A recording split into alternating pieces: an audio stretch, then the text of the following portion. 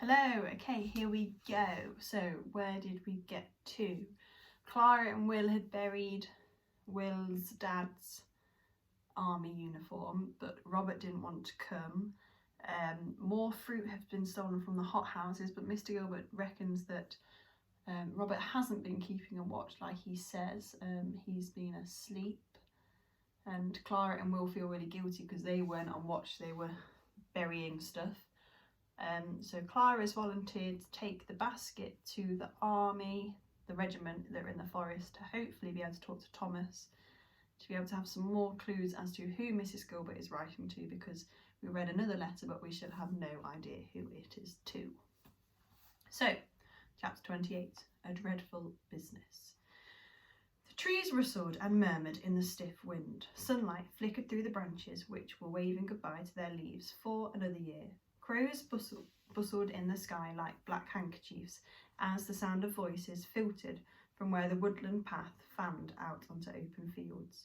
Two men were sitting on a farm gate, swinging back and forth. They paused when they saw Clara. One of them was raising a hand in a greeting. As she approached them, she trod over discarded cigarette ends with heavy boot prints. The regiment tents were in rows, like sheets on the washing line. Pegged to the tent ropes were items of clothing, socks and men's underwear, which made Clara want to look in the opposite direction. In front of the tents, the nearest to the woods, was a long trestle table with two benches on either side. To the right of this was another large tent, where a spiral of smoke was rising. One of the men jumped down from the gate and walked towards her. He was chewing on a blade of grass. "Hello, what do you have there?" Clara stared at his olive green trousers, his undone jacket. She felt her pulse quicken. His uniform was similar to Christopher's. Remember, her brother that's gone to war. She placed the basket on the ground and massaged her aching arm. "Apples for the cook," she said, "from the head gardener." "The mess tent's over there," the soldier said with a friendly smile, pointing to the spiralling smoke. "They look good." He reached into the basket and picked up an apple, rubbing it on his sleeve before taking a huge bite from it. "We appreciate everything the Earl's doing for us. It's good to eat well," he said with his mouth full. Clara picked the basket up again and glanced over at the other tents. "I'm also looking for Thomas." "Which one? There's several Thomases here." "The tall one, with the moustache," said Clara. "Oh yes, and what would you be wanting with him?" the soldier asked lightly. Clara felt a flush crawl up her neck and spill onto his cheeks. "It's a message from Elizabeth," he asked. "Is it a message from Elizabeth?" he asked. Clara stared at him. He knew Thomas had been meeting her aunt. The tent doors were flapping like eager ears.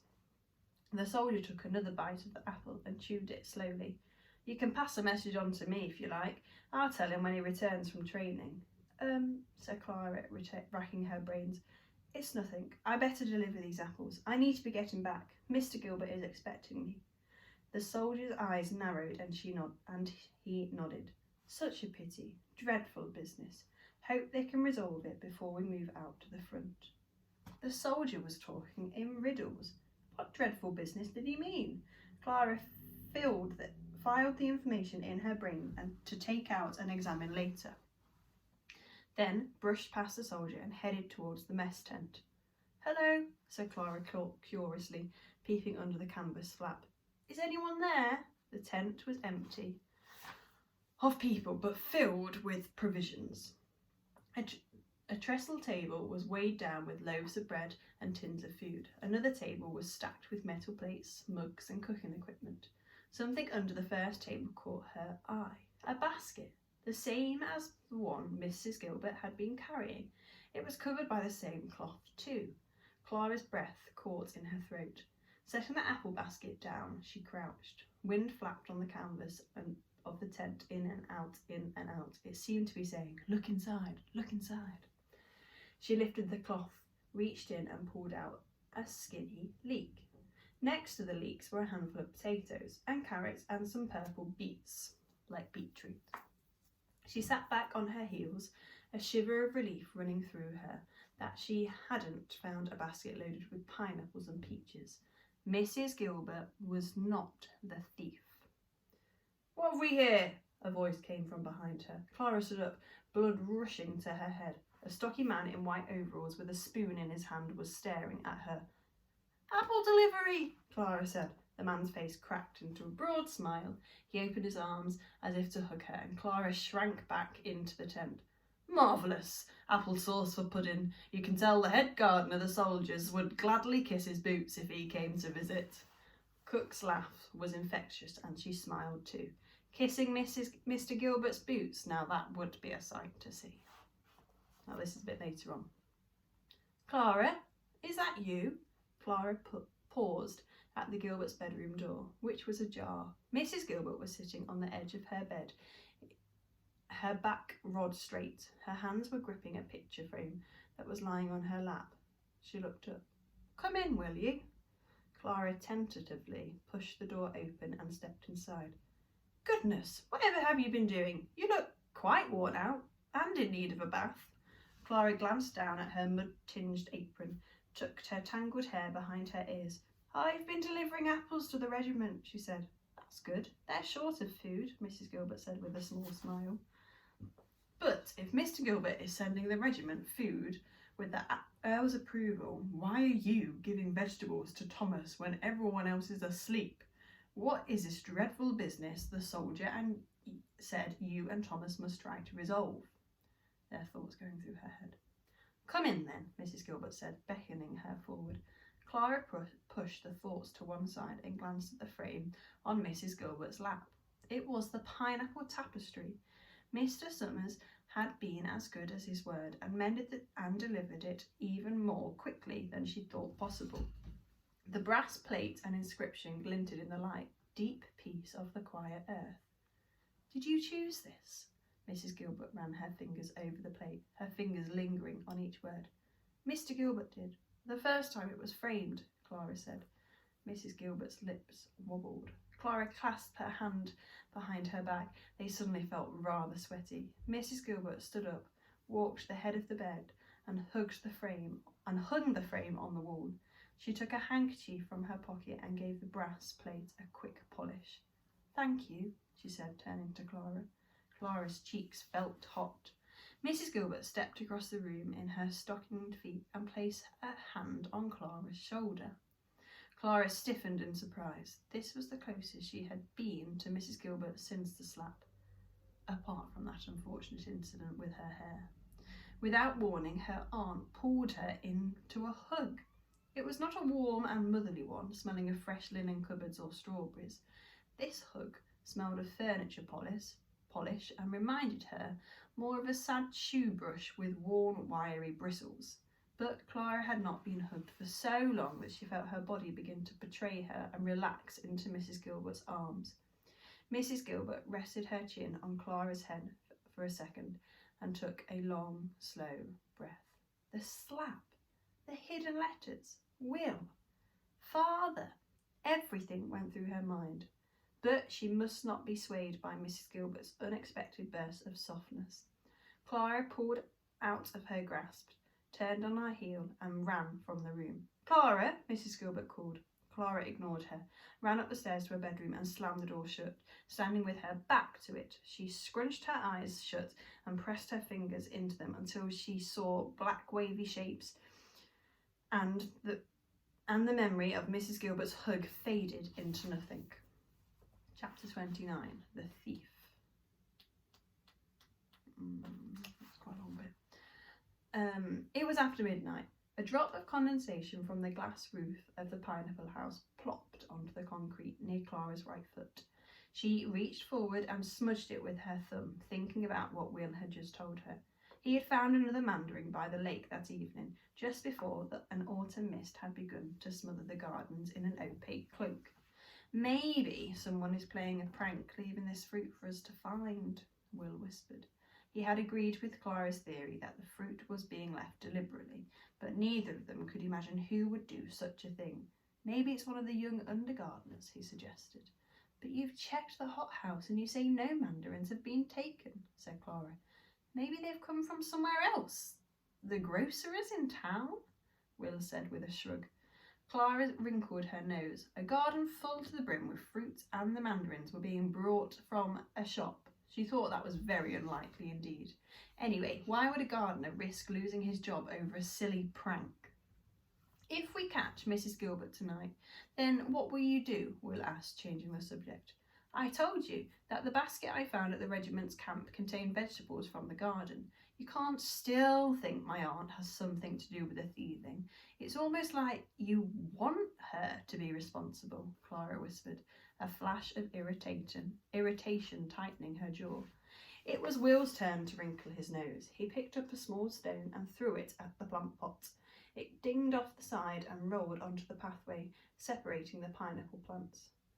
Hunching beneath the bench was making Clara's neck ache. It's just, the Gilberts are family, she said, kneading at the pain with her fingers. And there's nothing more important than family, said Will with a small and rather lost voice. Clara shifted a little closer to Will until their knees were nudging. I've been away from home so long that when I think about my family, it's hard to remember them properly. I wonder if this is what it was like for Father and Christopher when they went away to fight. Will glanced at her, seemed to be thinking about this. Open the letter from the War Office, Clara. You need to know what it says, for your sake and for your parents. Clara dragged in a deep breath of warm, sweet air. At home she had lived alongside of the war. It was real, but also at arm's length. Father's tight-lipped refusal to talk about his experiences on the front. Mother's refusal to read the newspaper. This sometimes made it feel like they were living in a bubble, protected from the worst the war could throw at them. Here it was different. Burying Will's father's things, the soldiers at the hospital with his injuries, the regiment's camp on the edge of the woods, and the nightly rifle fire. Mr. Gilbert's stories of the Zeppelins dropping bombs on nearby Norfolk. This war was like a mole, burying and tunnelling into her, popping up for air and leaving its mark. Maybe, said Clara. Maybe yes, or maybe no. You're braver than you know. You need to stop worrying that you're not. Will grasped Clara's hand and gave it a firm squeeze. Wind licked the window panes, shivered from one to another like a round of applause. He gave her a look that she could not interpret, a sad look that made his face seem smaller, as if it was cast adrift from her. The hothouse and his beloved pineapples. Clara squeezed his hand back. Shh, hissed Will suddenly. His body had stiffened.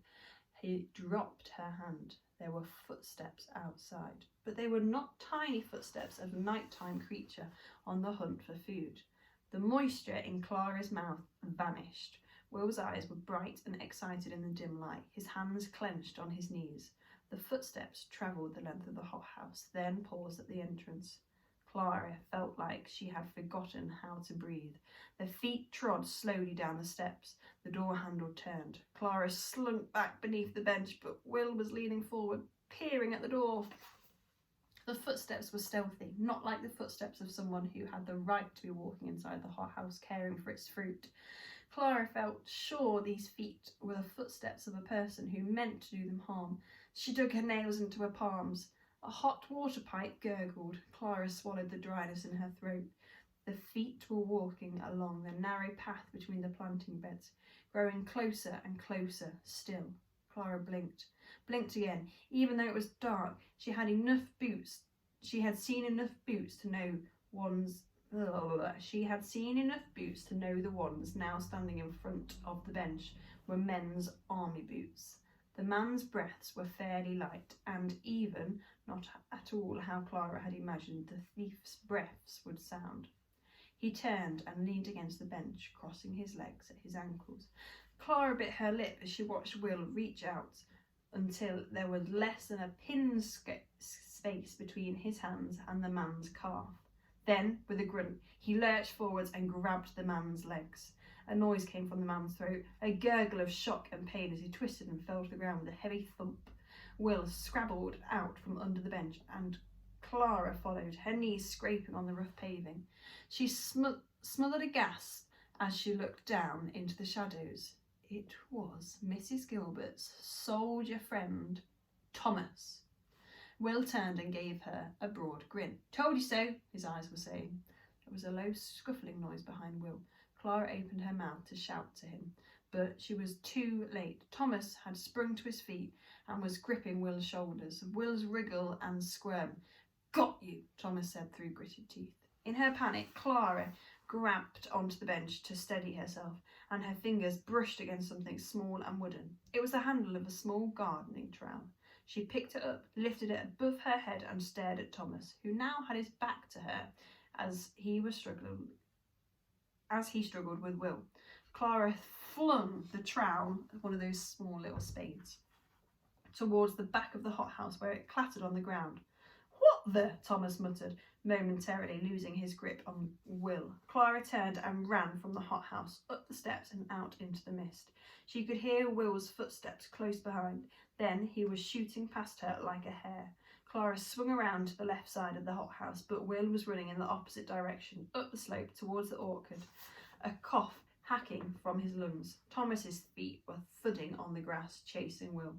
Clara stared into the mist, drops of water clinging to her hair and cheeks, her breaths ragged in her throat. The gardens were eerily quiet, as if shocked into silence by the night's events. She didn't think Thomas had seen her face, but he knew that Will hadn't been alone. She needed to hide before he came looking for her. The thief knew they were on to him. And we're going to leave it at that. See you tomorrow.